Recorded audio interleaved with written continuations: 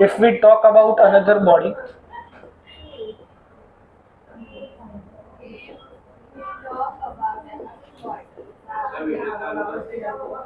such as moon, the formula will be Vm is equal to root. The formula will be this, यहाँ पे जो लिखा हुआ है वो, इसका आंसर आएगा 2.3 के 23, 2.3 किलोमीटर पर सेकेंड।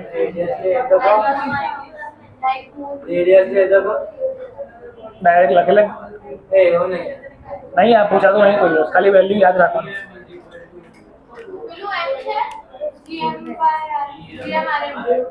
वेलोसिटी ऑफ मून, मतलब मून के लिए एस्केप वेलोसिटी कितनी होनी चाहिए? √2 ग्रेविटेशनल एक्सेलरेशन ऑफ मून। जैसे 9.8 अर्थ का है, वैसे मून का कुछ अलग होगा, रेडियस ऑफ मून भी कुछ अलग होगी। दोनों की वैल्यू रखेंगे तो आंसर आएगा 2.3 किलोमीटर पर सेकेंड। बुक में आपेलू चलो डायरेक्ट, ये कैलकुलेट करने की जरूरत नहीं है, एक्स्ट्रा है। अब जो मेन सेंटेंसेस लिखने हैं वो लिखो। ये 2.3 लिखने के बाद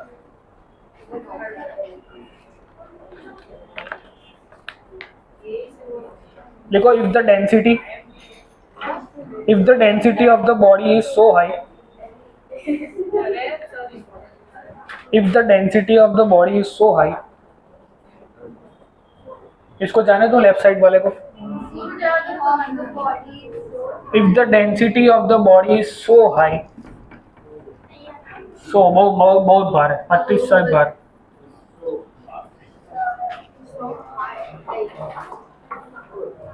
That the escape speed of that body is greater than velocity of light.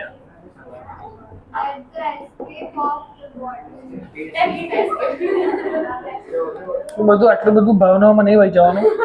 If the density of the body is so high,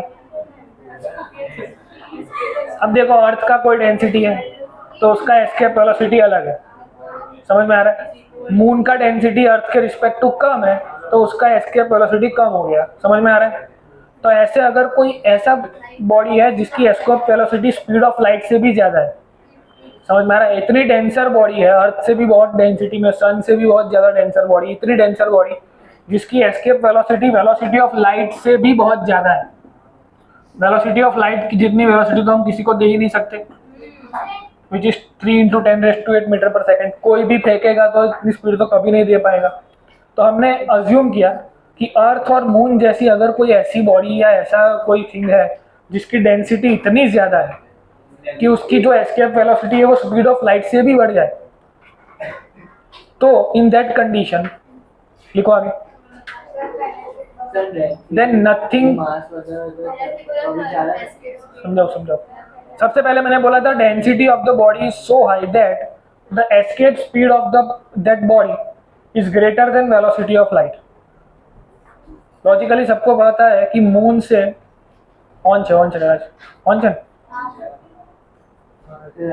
हमको पता है कि अर्थ की डेंसिटी जो है वो मून से ज़्यादा है तो उसकी वेलोसिटी ज़्यादा ही। अब हमने माना कि भाई अर्थ से भी इनफाइनाइटली स्ट्रॉन्ग डेंसिटी वाला कोई बॉडी है जिसकी escape velocity speed of light से भी ज़्यादा है, ऐसा हमने इमेजिन किया। तो इस कंडीशन में क्या वो उसको कभी भी एस्केप कर पाएगा? लॉजिकली हमको पता है कि इतनी स्पीड कभी नहीं ले सकते, मतलब लाइट भी उसके अंदर जाएगी तो वो एस्केप नहीं कर पाएगी। ऐसा कौन सा पार्टिकल हो सकता है? तो लॉजिकली सोचो तो ये हम ब्लैक होल की बात कर रहे हैं कि उन लोगों ने इमेजिन किया कि ऐसा कोई ग्रेविटेशनल ऑब्जेक्ट है जिसकी इमेंस ग्रेविटी है। इसका नॉर्मल मतलब क्या हुआ कि इसकी जो ग्रेविटेशनल बाइंडिंग एनर्जी है वो बहुत ज़्यादा है, समझ में आ रहा है? कि जिसमें लाइट भी उसको एस्केप नहीं कर पाएगी, समझ में आ रहा है? हाँ, लाइट भी बेंड हो जाएगी, लाइट भी एस्केप नहीं कर पाएगी। तो समझ में आ रहा है व्हाट इज द कंडीशन? अगर किसी को ब्लैक होल बनना है तो उसको क्या करना पड़ेगा? तारे बनવું હોય ભવિષ્યમાં, કોઈ મોડેલ પાયલટ થવું હોય તને હોય તો મારે મોડેલ બ્લેક હોલ થવું છે, ઓપ્શન છે એવું। તપસ્યા કરવી પડે, ઘોર તપસ્યા।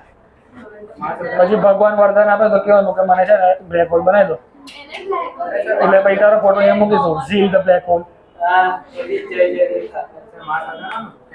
બતાવો ને ઇન્ફાઇનાઇટ માસ થઈ જાય ઝીલ આમ દેખાય જ ના આપણને હા लिखो तो then nothing will be able to escape its surface. Then nothing will be able to escape its surface. Then nothing will be able to escape.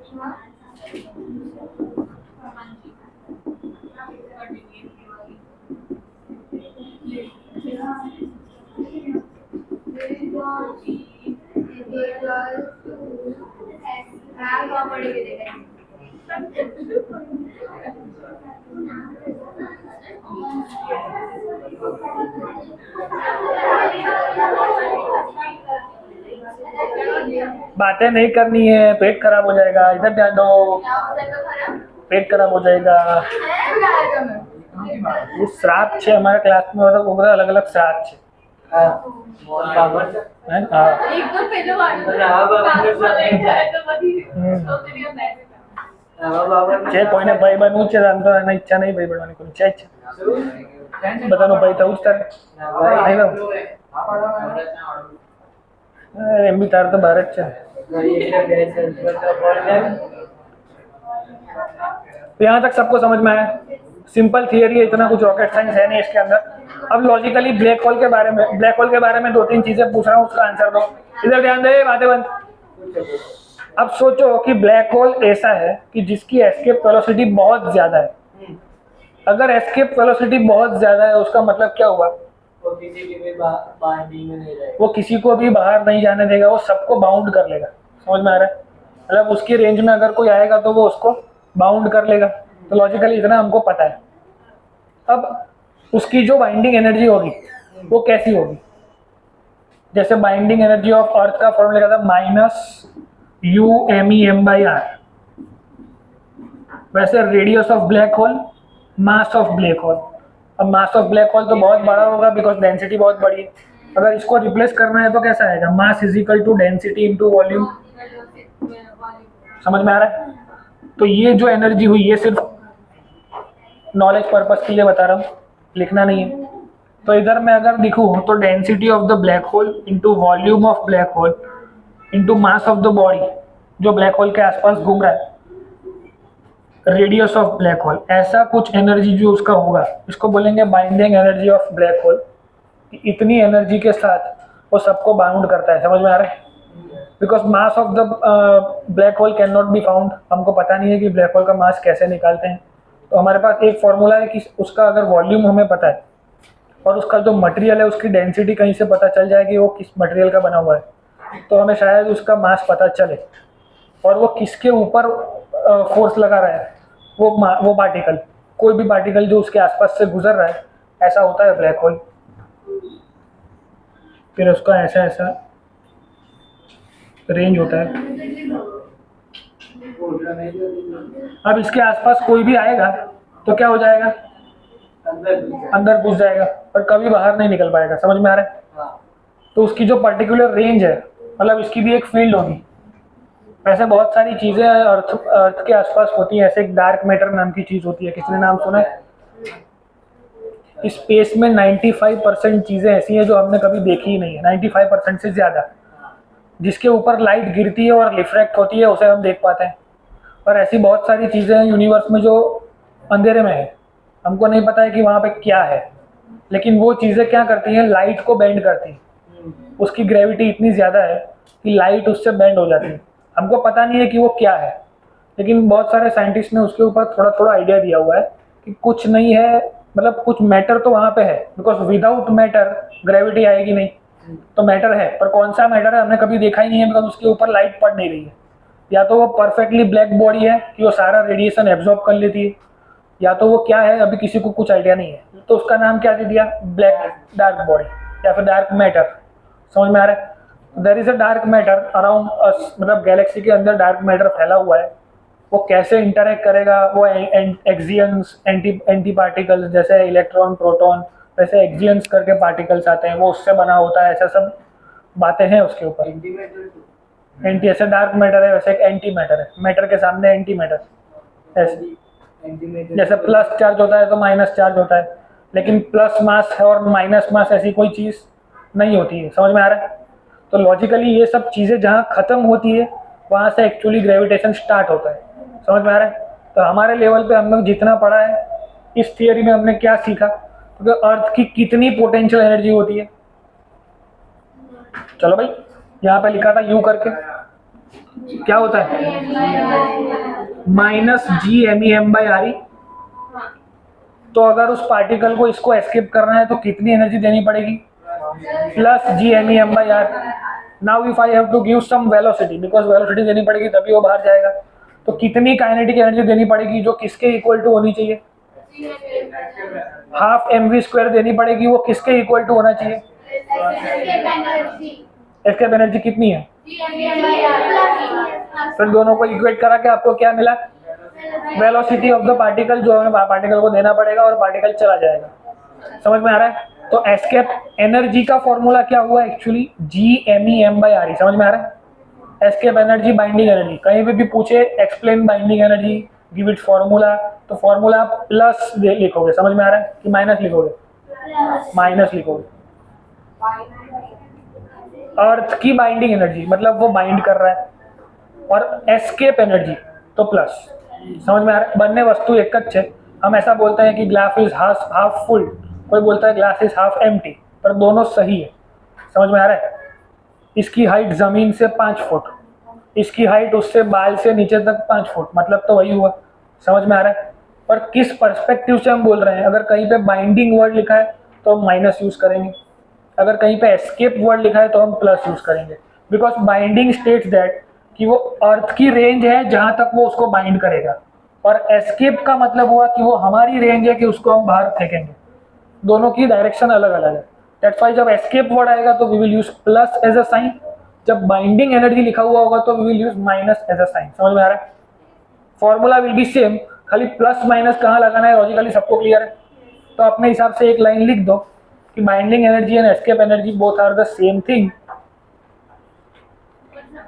But binding energy of earth वो अर्थ के perspective से है कि अर्थ उसको खींचना वो अपनी तरफ बुला रहा है, और एस्केप एनर्जी हमारी तरफ से है कि हम उसको अर्थ से कितना दूर फेंकना चाहते हैं। सिंपल। पॉज कर दो, बस चलो इधर ध्यान दो, चलो इधर ध्यान दो, बातें बंद। अब लॉजिकली कौन प्लेनेट कौन सैटेलाइट ये तो हम सबको पता है, पर जब कैलकुलेशन पर्पसेस की बात करते हैं, कल भी मैंने एक बात करी थी, एब्सोल्यूट रेस्ट। हम ऐसा मानते हैं ग्रेविटेशन की जब शुरुआत हुई तो सबसे पहले थियरी ऐसी आई कि हीलियोसेंट्रिक या ऐसा कोई थियरी बाहर पड़ा जिसमें अर्थ सेंटर पे है, उसके आसपास सब घूम रहे हैं, ऐसा किसी ने बताया। ऐसे अलग अलग थियरी आगे आती गई, फिर हमें सोलर सिस्टम को हमने एक्सेप्ट किया कि सोलर सिस्टम है जिसमें sun is the centre of the planetary system. Sun planet है, क्या है सन, स्टार है। अकॉर्डिंग टू जनरल नॉलेज वो एक स्टार है, लुमिनस बॉडी है, वो लाइट क्या करता है, एमिट करता है। ये सब बेसिक बातें हमको पता है। पर अगर मैं ऐसा बताऊं कि अर्थ के आसपास अर्थ की खुद की कौन सी सैटेलाइट है, earth has a natural satellite और a local satellite which is कौन, मून। और दूसरे बाकी के जितने भी प्लैनेट्स हैं उनके पास भी अपना खुद का मून है। मून का मतलब क्या हुआ, सैटेलाइट। एनालॉजी मतलब एक मेटाफर बात कर सकते हैं हम कि मून के नाम से उसको हम भी सैटेलाइट को मून बोल रहे हैं, कि बाकी सारे प्लैनेट के बाद नेचुरल और आर्टिफिशियल दो टाइप की सैटेलाइट्स होती हैं। हमारे पास दोनों टाइप की सैटेलाइट्स हैं, बाकी सारे प्लैनेट्स के पास कैसे सैटेलाइट है, ओनली नेचुरल। तो नेचुरल सैटेलाइट्स मून है। अब जब कैलकुलेशन करेंगे तो हमको पता है अर्थ भी मोशन कर रहा है, मून भी मोशन कर रहा है। तब दोनों चीज़ें जब मोशन कर रही है तो कैलकुलेट करना मुश्किल हो जाएगा। When we are calculating motion of two bodies, स्वनि हम क्या करते हैं, कोई चीज़ मोशन में, ऐसा हम कब बोल सकते हैं, हैं? खड़े होकर बोलना है, ऐसे बैठे बैठे बैठे कैसे बोल सकते हैं? उभी था के मोड़ा में सूचे चॉकलेट છે मतलब खराब छोकरा बेचारा भाई।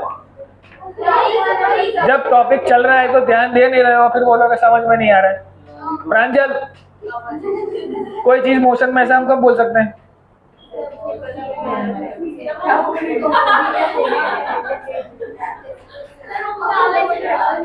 ના દિવાલના માથું પછાડ, બેંકનું માથું પછાડ, કંઈક કર। નહીં થતું? હું ટ્રાય કરું? देखो टाइम ऐसा है, थोड़ा बहुत नींद आएगी, पर अपनी पास ऑप्शन नहीं। जे टाइम छे टाइम में बनવું પડશે। रोज रोज आवा नाटक नहीं चाले। वाળ દુખે છે, નખ દુખે છે, શું છે બધું? ઊંઘ આવે છે, આ ખોટા બહાના નહીં ચાલે અહીંયા। इधर ध्यान दो। પેલા બધા 12 થોડા આનથી અલ્ટિમેટ છે બધા।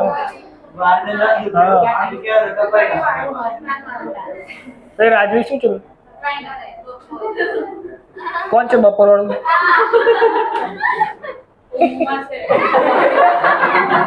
રक्षा કરવાનું બસ, નહીં ધ્યાન આપો યાર। चलो बातें बंद। ये चीज अच्छे से समझो, प्लैनेट्स एंड सैटेलाइट के बीच का difference. There is no such thing as absolute rest. हमें एब्सोल्यूट रेस्ट के बारे में कुछ नहीं पता है कि कोई पार्टिकल एब्सोल्यूट रेस्ट पे है कि नहीं, हमको नहीं पता। अगर बात करें न्यूक्लियस की बात करो तो न्यूक्लियस के आसपास कौन मोशन करता है? इलेक्ट्रॉन। हम मानते हैं कि electron is moving with respect to nucleus. Nucleus को हम रेस्ट पे मानते हैं, पर क्या हम ऐसा एब्सोल्यूट बोल सकते हैं कि न्यूक्लियस रेस्ट पे ही है? न्यूक्लियस भी मोशन में होता है, पर इलेक्ट्रॉन जितने स्पीड से घूम रहा है उससे न्यूक्लियस बहुत कम स्पीड में घूम रहा है। दैट्स व्हाई वो नेग्लिजिबल स्पीड है with respect to electron speed. समझ में आ रहा है? That's why we can consider relatively at rest, not at absolute rest. समझ में आ रहा है? एब्सोल्यूट रेस्ट के बारे में कोई कुछ नहीं जानता है, हमको कुछ पता ही नहीं है कि एब्सोल्यूट रेस्ट होता है भी कि नहीं होता है। समझ में आ रहा है? अर्थ है तो अर्थ सन के आसपास घूम रहा है, तो अर्थ एक प्लैनेट है। But when we are calculating कि अर्थ की वेलोसिटी क्या है, अर्थ का टाइम पीरियड क्या है, समझ में आ रहा है, तो हम क्या मानेंगे अर्थ को? सैटेलाइट। मतलब कहीं पे बोलना नहीं कि हमारे सर ने ऐसे सिखाया कि अर्थ एक सैटेलाइट है, बट कैलकुलेशन पर्पज से अर्थ एक सैटेलाइट है जब सन के आसपास वो घूम रहा है। जैसे हमको पता है कि अर्थ का जो टाइम पीरियड है वो 24 आवर्स है अपनी खुद की लाइन में घूमने का, एक्सिस पे, और 365 डेज उसका टाइम पीरियड है पूरा रोटेशन करने में। तो ये टाइम पीरियड निकला कब होगा, कैसे निकला होगा? किसी ना किसी को तो सेंटर पे मानना पड़ेगा। समझ में आ रहा है? तो ऐसी कंडीशन में अर्थ को सैटेलाइट मान के ये सब कैलकुलेशन किए गए। समझ में आ रहा है? ऐसे टाइम पीरियड हमारे पास आए। तो जब मैं बातें करूंगा तो मैं ऐसा बोलूंगा कि हमारे पास जो सेंटर में है वो है MP, mass of planet. There is some another particle MS, वो मास ऑफ सैटेलाइट। अब इसको आप सन मानो, इसको अर्थ मानो, इसको मून मानो, इसको सन मून मानो, अर्थ और मून। देखो मून का टाइम पीरियड क्या होता है? 27 समथिंग डेज होते हैं, 27.3 आवर्स। क्या है, क्या लिखा हुआ है?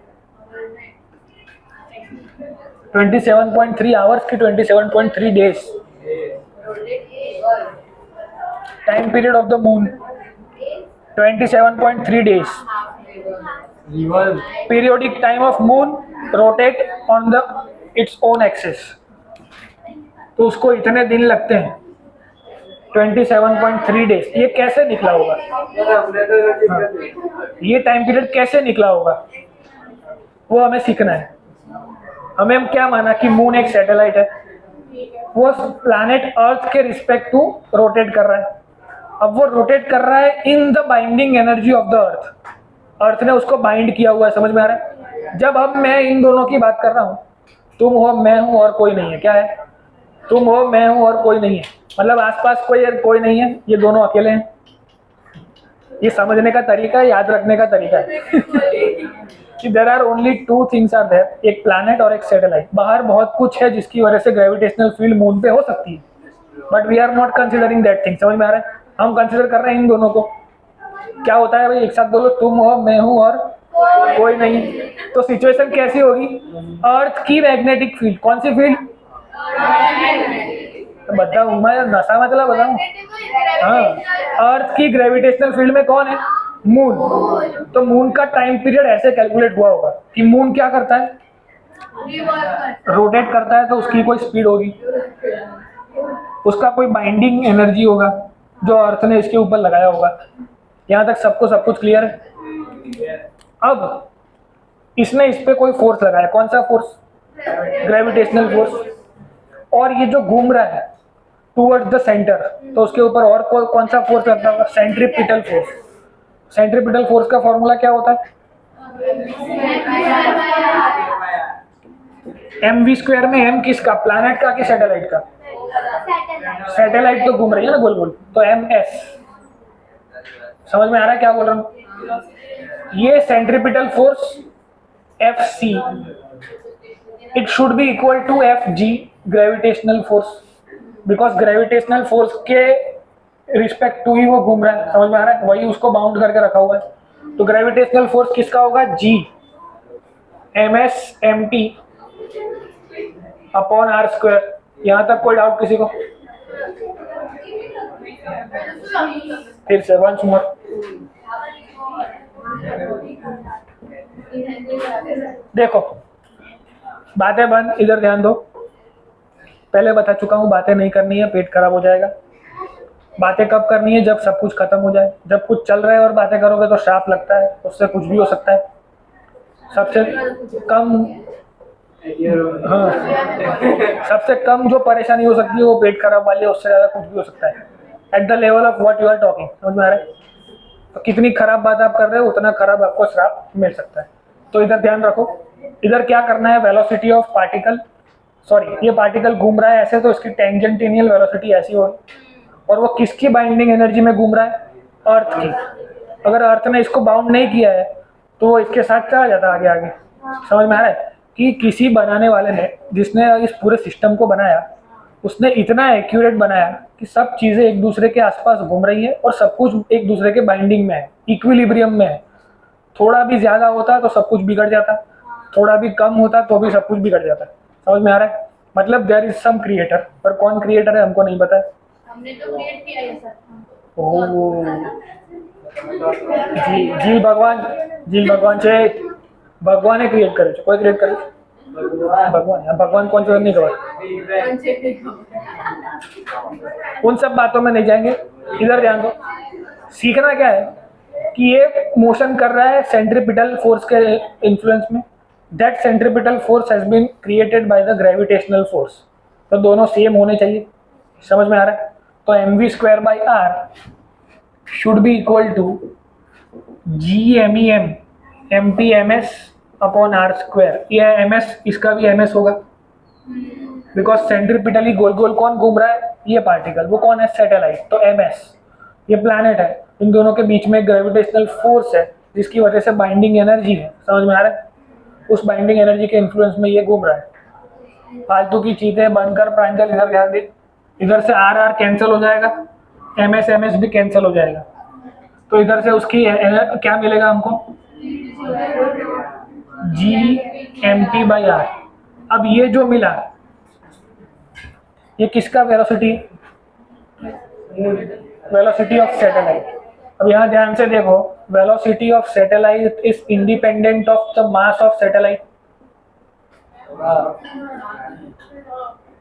मतलब इसके अंदर सैटेलाइट का मास डिपेंड नहीं करता है कि उसकी स्पीड कितनी होगी। समझ में आ रहा है? लॉजिकली सब कुछ दिख रहा है। तो सबसे पहले हमने देखा कि earth is the natural satellite. जब हम ये सब क्यों कर रहे हैं? Because we need to calculate its velocity. वो कितनी वेलोसिटी से घूम रहा है, क्या उसका टाइम पीरियड है, मतलब वो कितने टाइम में घूम रहा है। अब वेलोसिटी मिल गई तो टाइम पीरियड मिल सकता है। टाइम पीरियड का फॉर्मूला क्या होता है?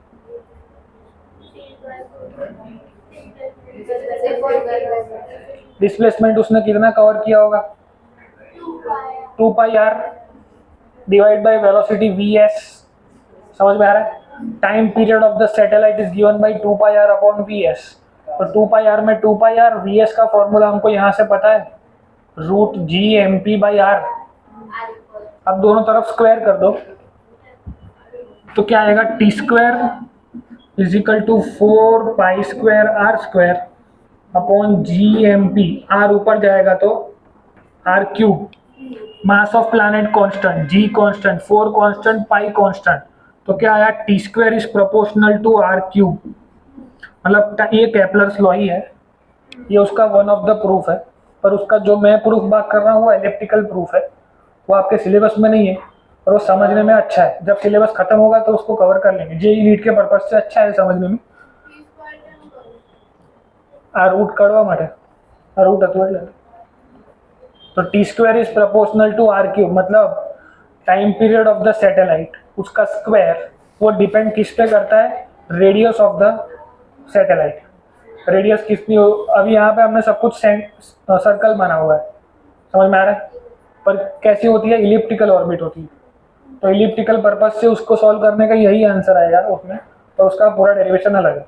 तो अभी के लिए हमने क्या फाइंड किया कि how the time periods are been calculated. हमको पता है कि अर्थ का टाइम पीरियड 24 आवर्स, पूरे सर्कल का 365 डेज, ये सब आया कैसे, समझ में आ रहा है, तो वो निकालते कैसे हैं उसका ये सिंपल प्रोसीजर है। यहाँ पे तुझे पता है रेडियस ऑफ अर्थ क्या चाहिए, रेडियस ऑफ अर्थ चाहिए नहीं, ये क्या है, हाँ radius of the orbit, satellite and planet का डिस्टेंस, खुद प्लैनेट का मास 4 पता है, पाई पता है, जी पता है, सबकी वैल्यू रखो तो अर्थ का टाइम पीरियड मिल जाएगा। समझ में आ रहा है, ऐसे सारे time periods has been calculated. कौन सैटेलाइट, सैटेलाइट कोई भी हो सके छे, we can consider satellite, earth को भी सैटेलाइट मान सकते हैं जब वो सन के आसपास घूम रहा है, बराबर। तो लिखना क्या है इसमें, वेलोसिटी पति को બધું પતી ગયું, ખાલી બાઇન્ડિંગ એનર્જી બાકી છે, 5 મિનિટનું કામ છે, પહેલા લખી લો આને।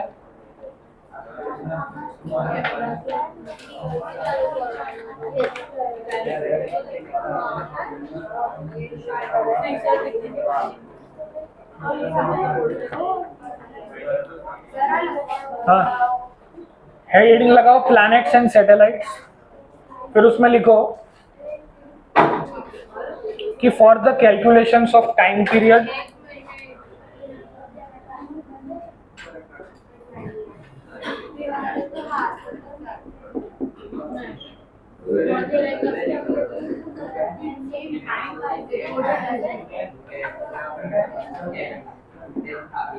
for the calculations of time period of the satellite,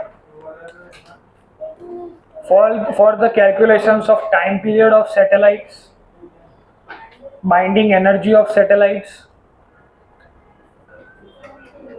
and velocity of satellites, બોલીને કરાવું છું ને, for the calculations of time period of satellites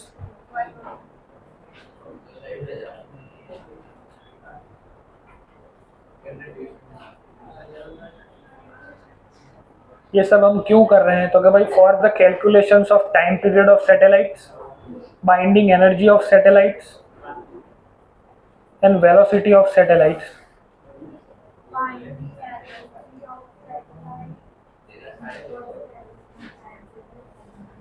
and velocity of satellites.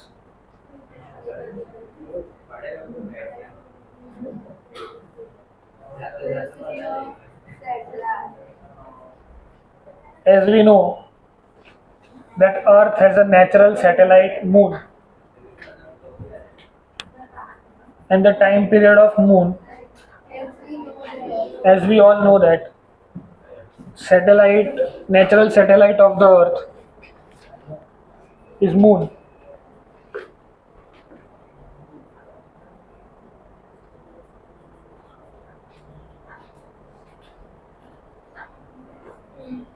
The periodic time of moon's revolution around the Earth.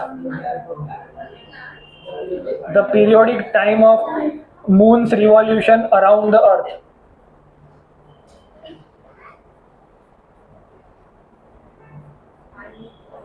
The periodic time of moon's revolution around the Earth is 27.3 days.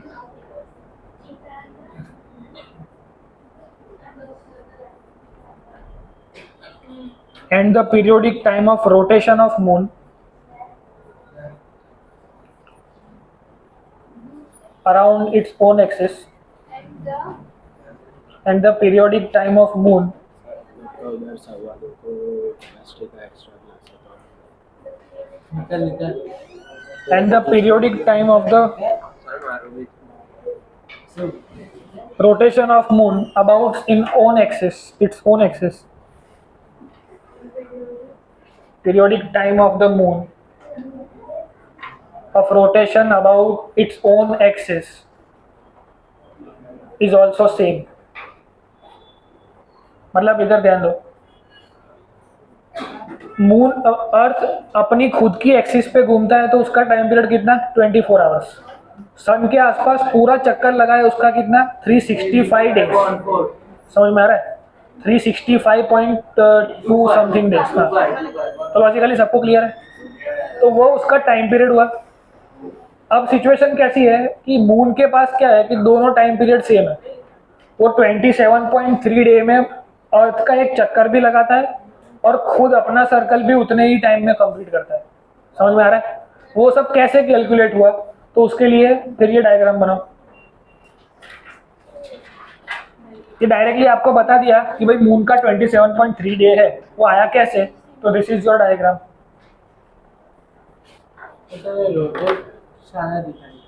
એનર્જીના લીધે આની binding energy આના પર છે, gravitational force છે. એટલે અર્થ પોતે ફરે તો અર્થની જોડે પેલો ચોંટી ગયો છે ગ્રેવિટીથી. એટલે અર્થ ફરે એટલે પેલા એને ફરવું જ પડે, કોઈ ઓપ્શન જ નહીં મિલતા.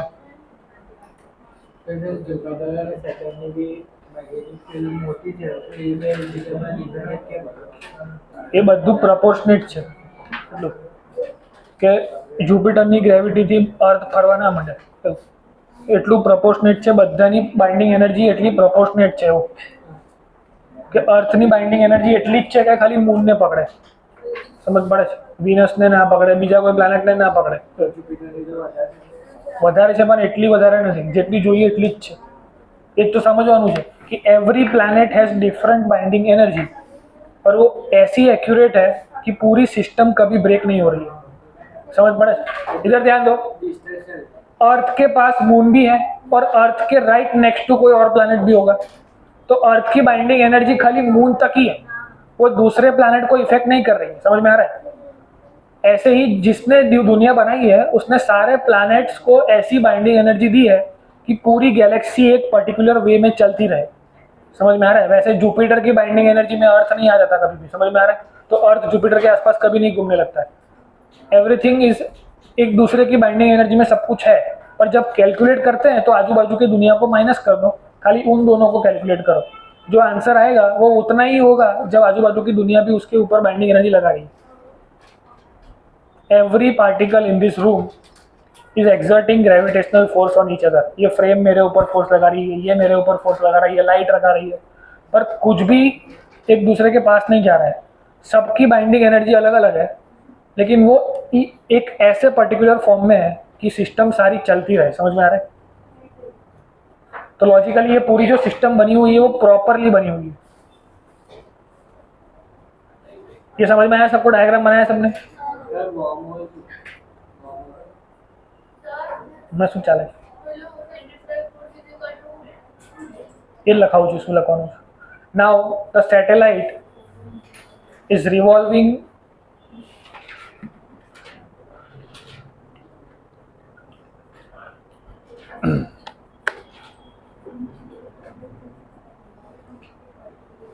under the influence of gravitational force and binding energy of the planet. कि सैटेलाइट जो चल रही है, motion of the satellite is under the influence of क्या लिखा है मैंने? Force, gravitational force and binding energy of the planet. कि सैटेलाइट जो गोल गोल घूम रही है वो किसके इन्फ्लुएंस में? तो कि इसके लगाए हुए फोर्स की वजह से और इसकी बाइंडिंग एनर्जी की वजह से. We also know that we are considering the motion of the satellite is circular in circular orbit.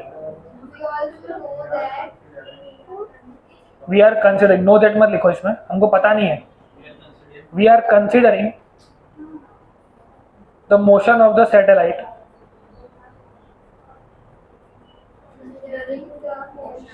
of the satellite is in a circular orbit. असल में एलिप्टिकल ऑर्बिट होती है, पर कैलकुलेशंस को इजी बनाने के लिए हम उसको सर्कुलर ऑर्बिट मान रहे हैं. समझ में आ रहा है?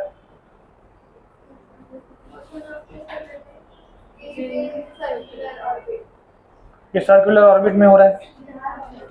तो the centripetal force of satellite FC is mv square by r.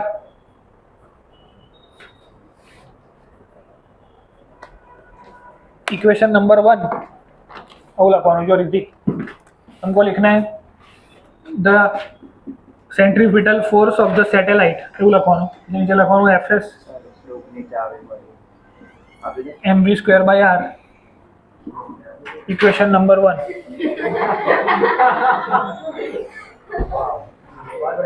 Great power comes with great responsibility.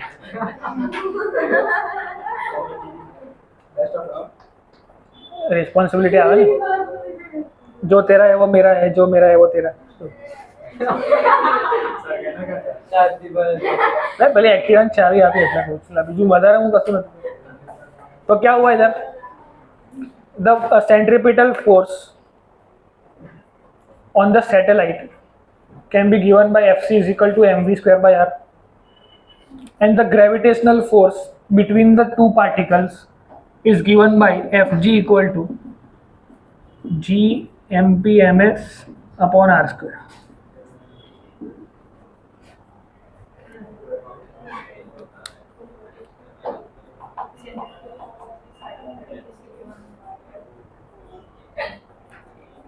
If the system is in the equilibrium,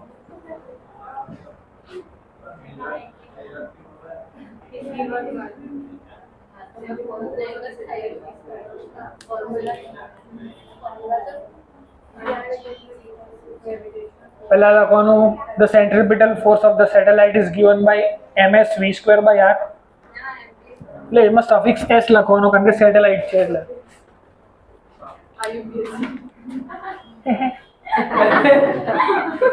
બહુ હસ્યા કરે છે ને એવું કે મારા દાંત બહુ મસ્ત છે બધા જો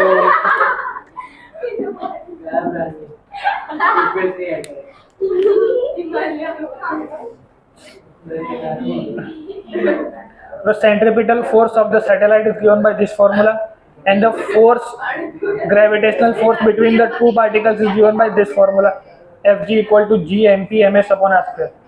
If this motion is in the equilibrium, मतलब इक्विलिब्रियम में है, ना तो ये पार्टिकल इसको छोड़ के जा रहा है ना ऐसे छोड़ के जा रहा है, सब कुछ इक्विलिब्रियम में है, so that equation 1 can be equal to equation 2.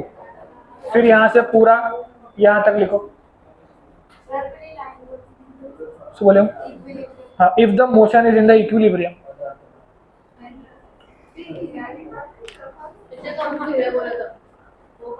अलग लिखू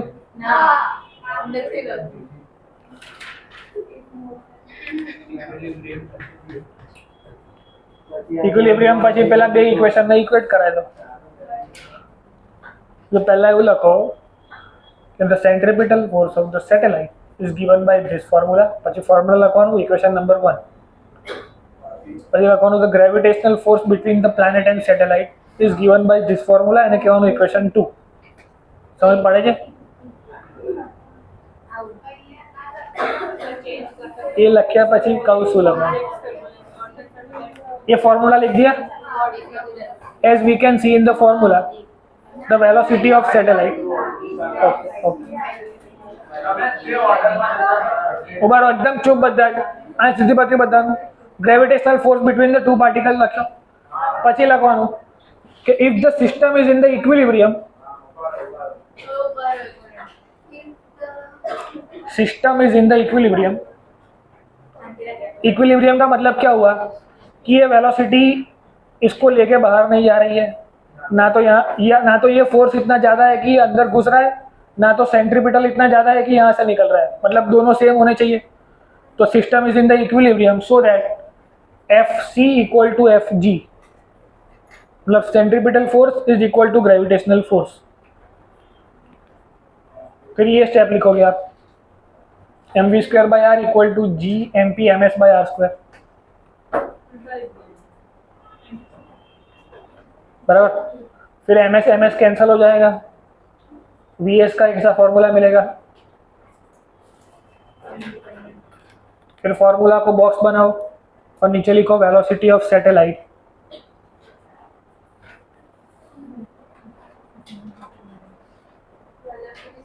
velocity of satellite is independent of mass of satellite.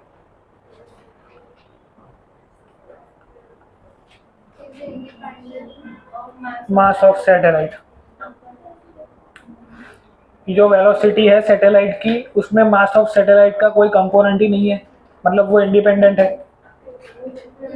तो लॉजिकली यहाँ तक अगर आपको पूछते हैं कि derive an expression for velocity of satellite, तो यहाँ तक लिखना है, समझ में आ रहा है। फिर लिखो time period of satellite, how to calculate time period of satellite.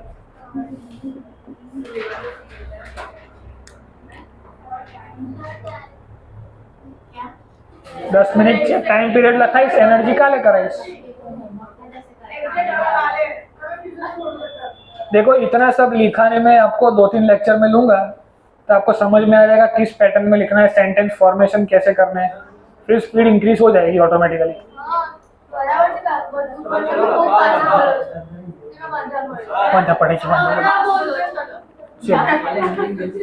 Time period of satellite लिख लिया।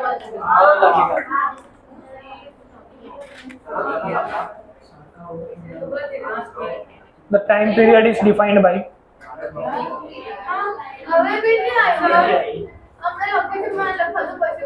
આખી વાર્તા પતી ગઈ, ઇન્ડિપેન્ડન્ટ ઓફ એમએસ ત્યાં આખી વાર્તા પતી ગઈ, હવે નવું છે। बहुत स्लो यार, बहुत स्लो। हेडिंग लगाओ टाइम पीरियड ऑफ सैटेलाइट, उसमें लिखो time period is defined by distance covered by the satellite divided by distance covered by the satellite divide by velocity of satellite. શું થયું શ્લોક? જીવનમાં કંઈક સુખી, બહુ સુખ થઈ ગયું, અતિશય સુખ થઈ ગયું, સહન નહીં થતું।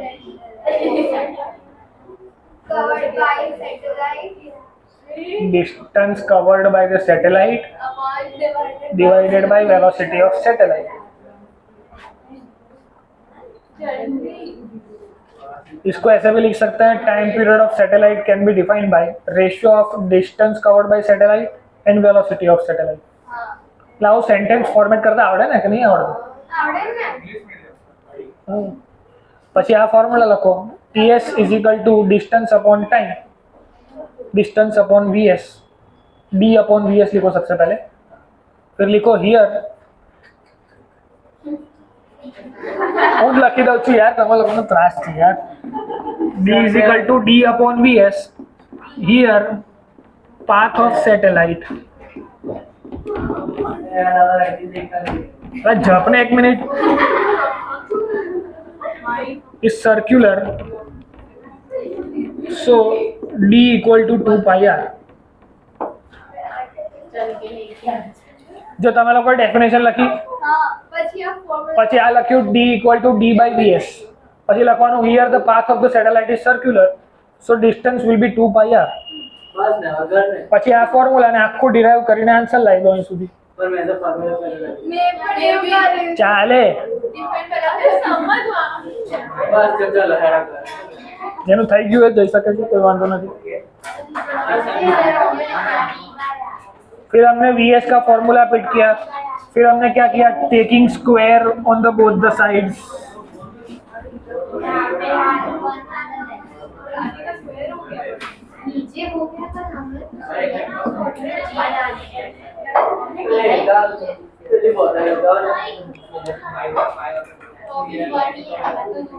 क्यों रुतवा लख लिया था, लख लो। देखो खुद से ही लिखना होता है असल में, तो हमें तो ठीक है।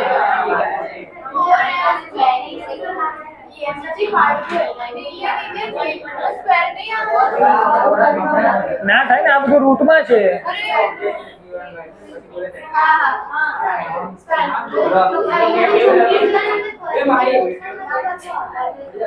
तो इसको वर्ड फॉर्मेट में लिखना कि टाइम पीरियड ऑफ सैटेलाइट का square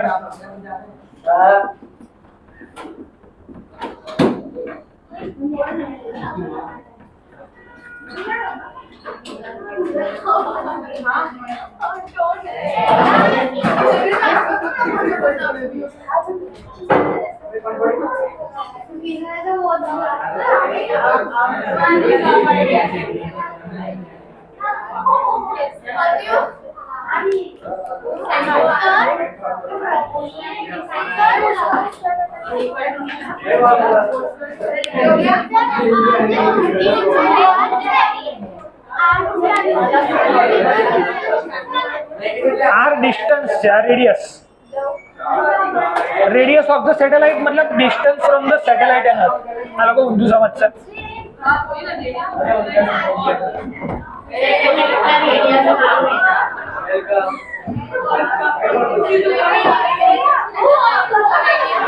radius of the satellite લખીશ તો એ તો આ થયું. એ નથી, distance from satellite to planet.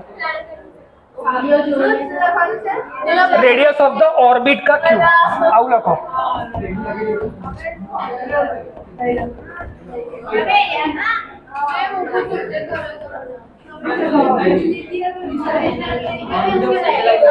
Confusion છે જીલ જો.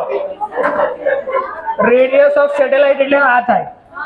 રેડિયસ ઓફ ધ ઓર્બિટ, આ જે ઓર્બિટ છે ને જેમાં સેટેલાઇટ ફરે છે આવું લખવાનું. Radius of the orbit of the satellite, जिस ऑर्बिट में वो घूम रही है उस ऑर्बिट की radius. Radius of satellite to earth distance between the earth and the satellite. हाँ એવું બી લખાય. થોડું નહીં બહુ આવડે છે.